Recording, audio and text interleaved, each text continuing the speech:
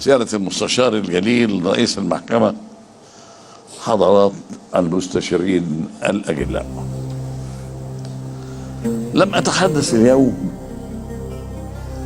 لكي أستعرض عطائي لبلادي،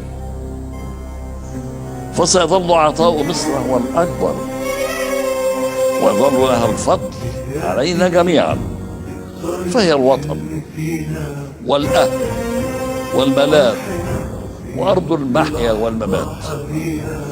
إنني إذ أدافع عن نفسي اليوم في مواجهة الإساءة والتشهير والإتهام لا أدعي لنفسي الكمال، فالكمال لله وحده، وأنا كغيري من البشر أصيب وأخطئ وأخطئ.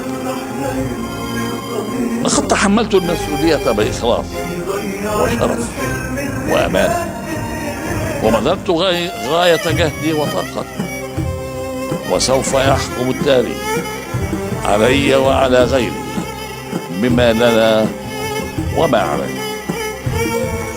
من المؤكد أن التوفيق لم يحالفني في بعض ما اتخذته من قرارات، وشيء طبيعي، ومن المؤكد أن بعضها لم يرتقي لتطلعات بني وطني،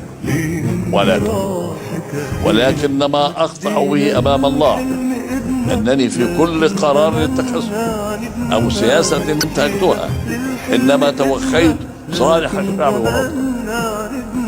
وأقول مخلصا إنني برغم ما تعرضت له من إساءة وتشهير واتهام لا أزال شديد الاعتزاز بما قدمته بالعطاء في خدمة بلادي، وشديد الاعتزاز ببني وطني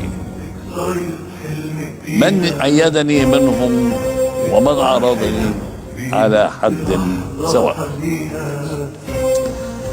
إن محمد حسني مبارك الذي يمثل أمامكم اليوم لم يكن ليأمر أبدا بقتل المتظاهرين، لم يكن يأمر أبدا بقتل المتظاهرين وإراقة دماء المسلمين، وهو الذي أفنى عمره في الدفاع عن مصر وعن بلادها. وأقول أمام الله وأمامكم وأمام الشعب أنني قضيت حياتي مقاتلا لأعداء وطني، هكذا كانت عديمي وتدريبي، وتلك كانت عقيدتي منذ تخرجي بسلاح الطيران عام 1949، ولم أكن لأمر أبدا بقتل مصري واحد تحت أي ظروف أو أسباب، ولم يكن لي أبدا أن أصدر أمرا بإشاعة الفوضى، وقد حذرت مرارا من مخاطرها ومنزلقاتها، ولم يكن لي أبدا أن أصدر أمرا بإحداث فراغ أمني، فيعلم الجميع كم سعيت طوال سنوات ولايتي للحفاظ على استقرار مصر وأمنها القومي وأمان شعبها. ولا يتفق مع الحقيقة أبدا أن أتهم بالفساد المالي أو باستغلال النفوذ من أجل التربح أو الإضرار بالمال العام، فلا شرف عسكري ولا اعتزاز بنفسه كإنسان قضى عمره في خدمة وطنه بشرف وأمانة يسمحان لي بذلك.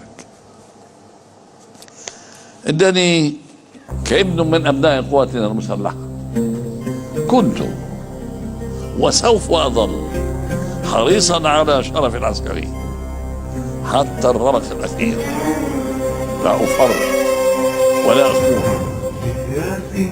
كما أنني كابن من أبناء مصر كنت وسوف أظل ما حييت حريصا على وطني، مؤمنا به، متفائلا بمستقبله، واثقا أن مصر لن تنسى من عملوا من أجلها، وأن مصر لن تنسى من سخروا من أجلها، ولا يزالون ضحية للغدر والإرهاب من مواطنيها الأبرياء ومن رجال قواتها المسلحة ورجال مشروع. إنني أثق في عدالة هذه المحكمة المحترمة، وأيا كان حكمه فسوف أتقبله بصدر راضية مطمئنة موقنا بعدالة الله الحكم العدل وبحكم التاريخ. كما أن ثقتي بلا حدود أن مصر ستنهض من عفرتها لتستعيد أمنها واستقرارها وعافيتها، ولتواصل بناء نهضتها من جديد بقيادتها الوطنية المخلصة وبعزة ورفعة وكرم. لعل حديثي إلى حضراتكم اليوم هو آخر ما أتحدث به للرب قبل أن ينتهي العمر ويحين النجم وأوارى في تراب مصر الطاهر. إنني وقد اقترب العمر من نهايته أحمد الله مرتاح الضمير أن قضيته مدافعا عن مصر ومصالحها وأبنائها حربا وسلاما. وأنني بخبرة السنين أقول لكل مصري ومصري: حافظوا على وحدة الوطن والتفوا حول قيادته، انتبهوا لما يحدق الوطن من أخطار وما يحاب له من مخططات ومؤامرات. إن مصر أمانة في عناقكم، فاحفظوها وارعوا عهدها واحملوا رايتها وامضوا بها إلى الأمان. حمى الله مصر ورعاها وأعلى رايتها وحمى شعبها الأبي الأصيل. أشكركم سيادة الرئيس، حضرات السادة المستشارين، والسلام عليكم ورحمة الله وبركاته.